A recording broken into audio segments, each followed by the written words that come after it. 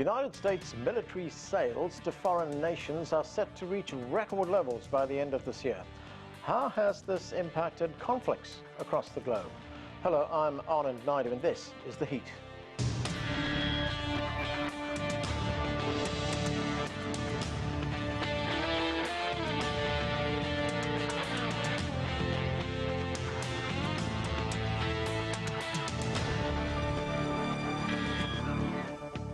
United States foreign arms sales are expected to reach $100 billion this year, far surpassing the total amounts raised in each of the previous 3 years. Much of this surge is the result of weapons flowing to Ukraine and Israel, where hundreds of thousands of people have been killed and wounded. As the world's top exporter of arms, how is the U.S. shaping conflicts around the world, and what are the repercussions? To discuss this and more, let's bring in our guests. Joining us from Virginia, Michael Maloof is a former senior Pentagon strategic analyst. Here in Washington, D.C., Anton Fedyashin is a professor of history at American University. From Beijing, we're joined by Benjamin Norton. He is the founder and editor-in-chief of Geopolitical Economy Report. And Peter Kuznick is a professor of history at American University and co-author with the Oscar-winning filmmaker Oliver Stone of the book The Untold History of the United States. Welcome to all of you. Peter Kuznick, good to see you. It's been a long time. Let's start with you. The United States spends more than any other country in the world on arms. In fact, if we look at the total amount of money that's spent by all countries around the world on arms, the United States is responsible for 40% of expenditure on arms. Those according to figures from the Stockholm International Peace Research Institute. What drives that kind of spending on arms in the United States? Well, there are a couple of things. First of all, there's the profit motive. The arms industry rakes in enormous funds. There are currently 5 major arms producers in the United States, and they sell the United States, they sell globally. Secondly, there's the question of American hegemony globally. And without the U.S. arms spending at home and overseas, you have to remember the United States still has about 800 military bases around the world. Nobody else has anything anywhere close to that. There was a time when we used to say that the United States spent more on a military than the rest of the world combined. Now there's a little more competition. Maybe that's what a multipolar world will bring.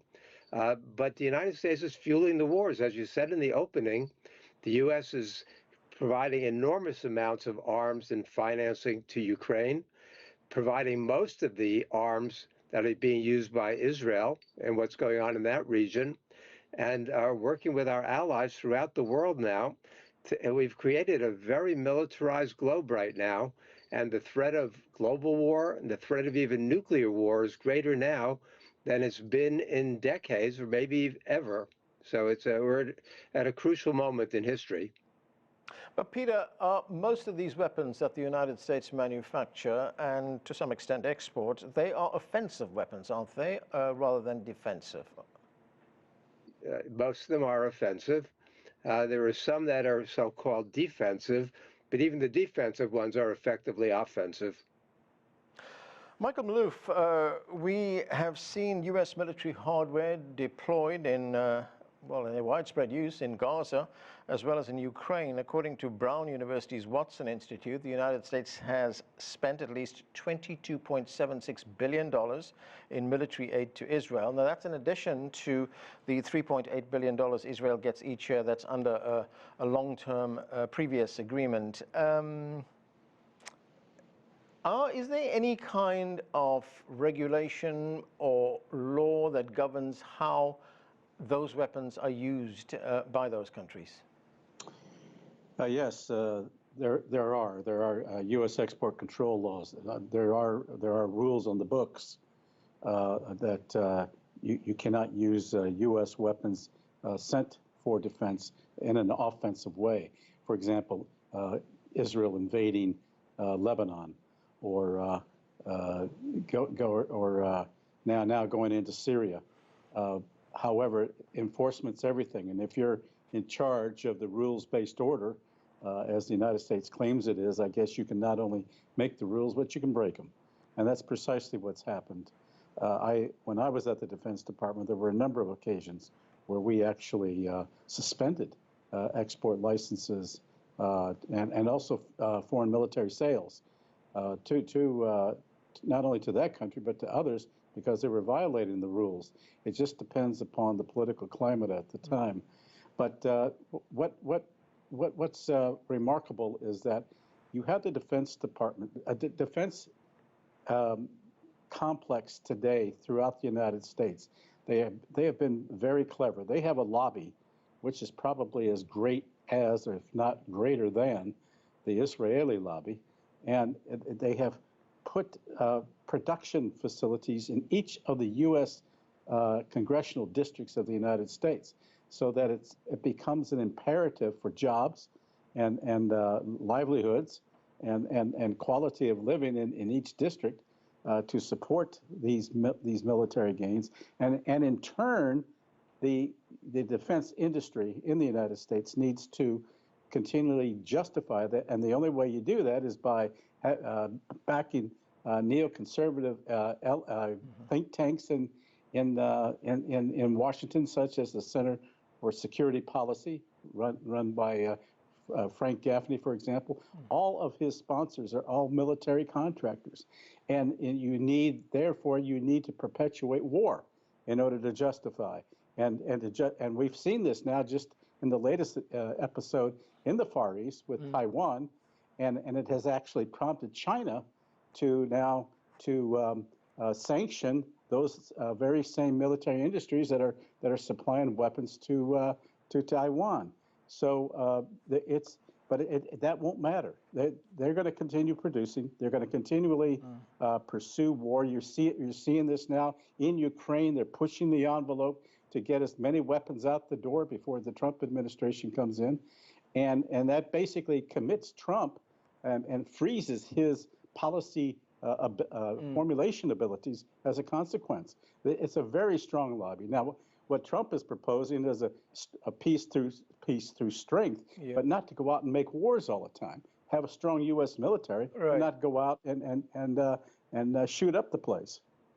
Michael, just one point before we move on. I mean, as you pointed out, enforcement is everything. So these weapons are exported, they sold to other countries. How closely is their use monitored? You did point out that there are rules. For instance, if these weapons are used to kill, to murder civilians, that would be a violation of those rules, wouldn't they? Is anyone held accountable for it? Not yet. We haven't seen it. Look at all the experiences in Iraq, in Syria. There were investigations, but they all went away. They all disappeared. There has been no accountability, and as a consequence, in terms of monitoring, look, we can't even begin to know where all the weapons that have gone into Ukraine are actually going. But they have found weapons that have gone to Ukraine actually winding up in Mexico, being used by drug cartels against our own border people. So I mean, javelins have been shot at our own Border Patrol personnel on the southern border from weapons that were sent originally to Ukraine. That's why the Defense Department just failed its seventh budget analysis review. It's impossible to trace where all these expenditures go. There's a contingency fund. It's all classified. It's like $69 billion, and there's no accountability. Congress doesn't. It's a fund that is used for special forces, for weapons exchanges, and there's no way that they have to account for that to Congress because it's all supposed to be classified. Anton, good to see you as well, Anton. As Michael Maloof points out, the outgoing Biden administration, as he says, is pushing the envelope right now, trying to get as many weapons into Ukraine before the new incoming Trump administration takes over. The United States has already given Ukraine tens of billions of dollars worth of weapons. I should correct that. They haven't given Ukraine the money. They've given the money to U.S. arms manufacturers who in turn export this to Ukraine. Most recently, we've seen President Biden okay the use of long-range missiles in Ukraine, as well as landmines.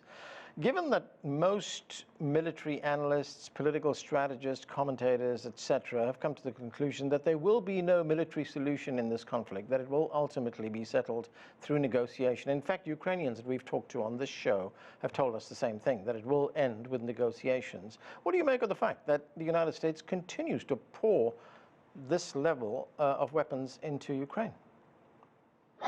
Anand, I think it's pretty clear, given that all rational people understand that, A, as you said, this conflict will end at the diplomatic negotiation table, and B, that no amount of weapons poured into Ukraine is going to make a difference, at least not until the Ukrainians decide to lower their draft age to 18, which now we know publicly, because it was just stated by Tony Blinken, is what the United States government is requiring of the Ukrainians. The point of these weapons is for the Biden administration to save face, especially in front of its voters, that it is convinced that the United States is in the right in the fight in Ukraine. And the second reason is to create as many problems for the incoming Trump administration as possible. But this second point is where it seems to me the Biden administration will run into problems, not that anyone in it will care after the 20th of January of next year, but the only thing that we have so far heard from Trump advisors that anyone can consider to be a trump card, for lack of a better term, in terms of putting pressure on the Russians to force them to come to the negotiating table, is that several of Trump's advisors have threatened the Russians with pouring so many weapons into Ukraine that it will make what the Biden administration look like peanuts. And I'm almost quoting verbatim. The problem with the Biden administration's pouring all of the weapons that are essentially available right now is that it will pull the rug from under the Trump administration if it ever decided to actually threaten the Russians with this floodgate of even more weapons, although it's unclear where they would come from, because the United States and its NATO allies have scraped the bottom of the barrel, and many officials have already acknowledged all of this. This is more of a manifestation of the inability of the neoconservative-minded politicians in Washington, and I'm including a lot of Democrats in that, unfortunately, to be completely unable to hit the reverse gear or to even slow down the spiral towards the destruction of Ukraine that they have launched. And I think we'll be seeing literally within the next 3 months the catastrophic consequences of the entire Ukraine project. Anton, as you say, part of the reason for the large amount of weapons being sent to Ukraine is a political one. As you pointed out, it is to save face. So public opinion matters here. But to what extent is the amount of weapons going to Ukraine also driven by what is a very powerful arms industry lobby here in Washington? That also plays a role. That goes without saying, but there has always been a sufficient amount of Americans with common sense who realize the line between simply pouring weapons everywhere all at the same time and at least saving them to make the United States military powerful and to enable the United States to defend itself. And I'm afraid, and this is where the tragedy of the Ukraine conflict really lies, that the Ukraine project will collapse within the next half a year, about 6 months. Right. And the United States and its arms industry will simply shift its attention elsewhere. And we already have two brewing hotspots. One of them is the Middle East, and the other one is the issues around Taiwan. Ben Norton, great to see you as well. Ben, to what extent does the U.S. economy depend on the continuous development, manufacture, and export of weapons, these weapons of mass murder? You know, there's been a U.S. politician here, Senator Lindsey Graham, who once said that he pointed out that the Ukraine conflict, in which thousands of Ukrainians have been killed. There's thousands of Russians have been killed as well. But as far as the Ukrainians are concerned, he said, look, this is a good investment for the United States. There was another senator who pointed out that it provides employment here, it drives investment, and all this happening without any threat to a single American life. Yeah, Senator Lindsey Graham has also repeatedly said that we must continue supporting Ukraine because it has trillions of dollars of minerals that we need to get access to. So it shows these kinds of ulterior motives driving U.S. foreign policy. In terms of the role of the military-industrial complex, you hit the nail on the head. This is a very important part of the overall U.S. macroeconomy. So if we look at the military-industrial complex, the biggest contractors, there are about 40 of them. They represent more than $1 trillion in market capitalization. And we should keep in mind that many of these companies are publicly traded. Some of them are listed in the S&P 500, the stock market index of the biggest 500 companies in the U.S., listed in U.S. stock exchanges. And that means that a lot of people who have pensions or 401ks, retirement funds, they're actually invested in some of these companies, and they probably don't even know it because they're listed in these stock market indexes. Right. And if you read the financial press, if you listen to financial analysts, they'll often point out that some of these big weapons contractors actually outperform the S&P 500. So this is a way in which the U.S. has designed this system in a very insidious way that encourages wealthy people in the U.S. and around the world to invest in these companies, because obviously we can see that the U.S. has been at war constantly for decades, and this is a way of, we're basically pressuring people to buy in because they have, you know, an incentive, a financial incentive to profit from all of this. Now, you also mentioned another very important point, which is this idea that's known as military Keynesianism, that the U.S. government can give more and more contracts to these private companies, and it's a way of stimulating the economy. This is how they portray it. In fact, Politico cited an anonymous senior official in the Biden administration who was trying to pressure people in Congress to vote for sending tens of billions of dollars in military support to Ukraine in the name of stimulating the economy, creating new jobs. And it's true that, that this money is actually not going directly to Ukraine. The way it's often portrayed in the West is that this is some kind of benevolent humanitarian act. We're supporting Ukrainians. In reality, most of this so-called military aid is in the form of grants that go to U.S. military contractors. That is, it's a form of subsidies, essentially, to the military-industrial complex and to these contractors who also fund U.S. politicians, some of the biggest donors to members of Congress. And studies show that members of the House of Representatives, when they run for office, more than 90% of the candidates who have more campaign contributions win, and in the Senate, more than 80% of those who have more contributions win. Another quick point, which is about deindustrialization in the United States. Yeah. This has become a big talking point of the Trump camp. It's true that in recent decades, the U.S. economy has heavily deindustrialized as companies have instead offshored jobs and sought to exploit lower-paid workers in other parts of the world. This has led to a massive erosion of the U.S. manufacturing base, especially in the Rust Belt. And Trump says he wants to reindustrialize. Well, if you look at the data of U.S. manufacturing production, a huge part of the actual manufacturing base that still remains is the military-industrial complex. And now we hear a lot of people in Washington talk about a return of industrial policy and improving U.S. manufacturing capabilities. And a big part of that is funneling even more money into these military contractors. Peter Kuznick, for next year, 2025, the Pentagon is requesting $850 billion for its budget. This is an amount that goes up every year. And in fact, that's not the total amount, because there's a lot of supplemental amounts of money that are voted by Congress during the year, which pushes it to well over $1 trillion. Now, part of this new $850 billion that the Pentagon is asking for is $50 billion toward modernizing the country's nuclear arsenal. At a time when many people in this country and around the world recognize that they should be the nuclear threat should be reduced. What does one make of the fact that the United States wants to modernize its nuclear arsenal? And what kind of support does this kind of expenditure have among U.S. voters? This goes back to Obama.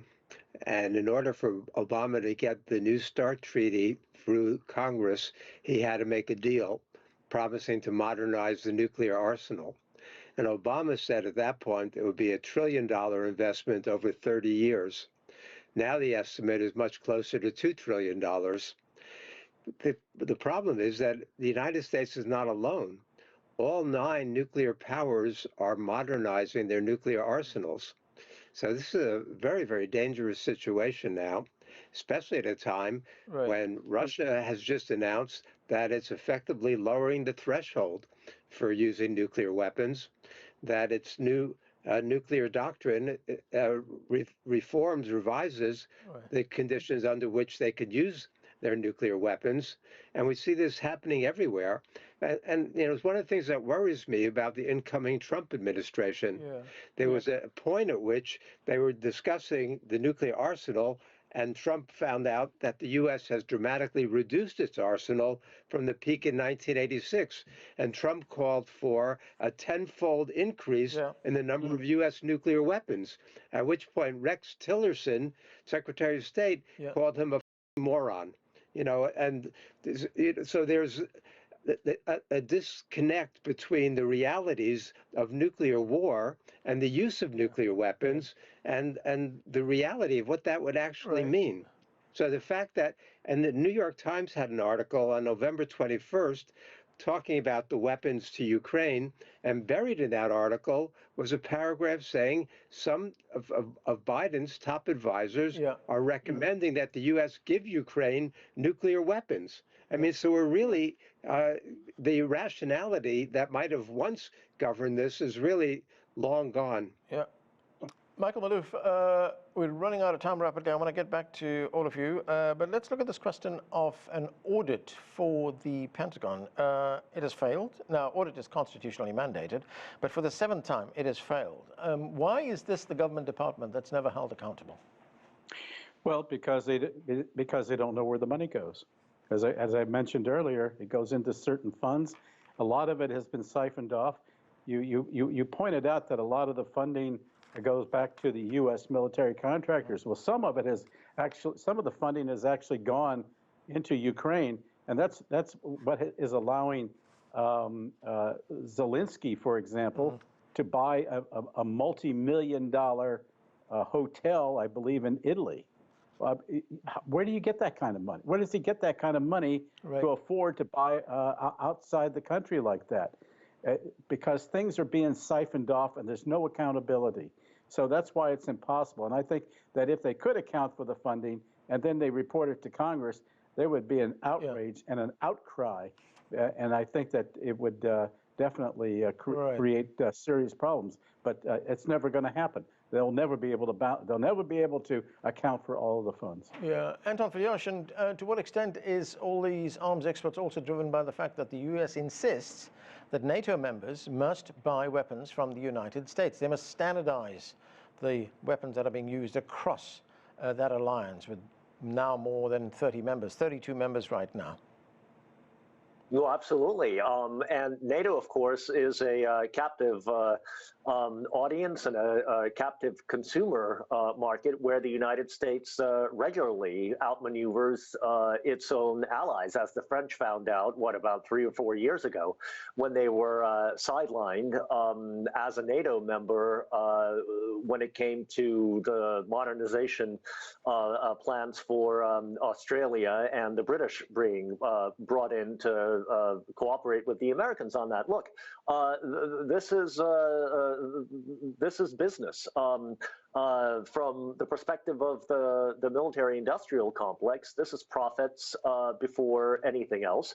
And NATO is the world's largest military alliance, and it is the world's largest market. In addition to that, of course, the United States sells enormous amounts of weapons outside of NATO. Russia, by the way, is the second largest weapons salesman in the world. And seen from a bleak and cynical perspective of sales, wars are very good business because they allow salesmen to showcase their wares, and that's exactly what's going on in all the hotspots right now. Ben, I've just got a couple of minutes left, and I want to ask you about a part of the world that you are very familiar with, that is Latin America. And the United States, we know, has a notorious history of interference in Latin America. I mean, this extends from supplying weapons to rebel groups in many of these countries, from instigating coups and even political assassinations as well. I mean, to what extent, if you look at the history of weapons exports to this region, to what extent has that changed and reshaped Latin America? It has had a huge impact on the region, especially if you look at a country like Colombia and the infamous U.S. Plan Colombia, where the U.S. spent billions of dollars in so-called military aid, although, again, a lot of that went to U.S. weapons companies. And the U.S. flooded Colombia with these weapons and military support, fueling what essentially was a low-scale civil war for decades. Or more close to home, look at Mexico. Mexico's current president, Claudia Sheinbaum, has repeatedly pointed out that, you know, Trump loves to talk about the cartels and violence and such, but Mexico doesn't have gun companies. There is one gun company, one gun vendor in all of Mexico, which is a military company, which average people cannot go to. So it's impossible to legally buy a gun in Mexico. Over 99%, literally 99% of the guns in Mexico come from the United States. So the U.S. has flooded many of these countries with guns that have fueled instability and violence and conflict.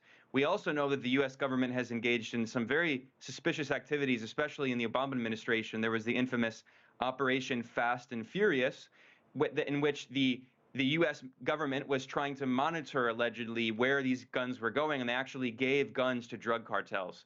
And over 100,000 people in Mexico have died in this drug war that was declared by the former President Felipe Calderón, who was a good friend of George Bush, and he was echoing the U.S. drug war. It was based on the U.S. drug war. So one final point about all of this that I think we should keep in mind is that some scholars have estimated that the official U.S. military budget of over $800 billion is actually very conservative, because it doesn't include things, for instance, like some of the nuclear research spending, which is undergone by the Department of Energy, or even Veterans Affairs, which is not included as well.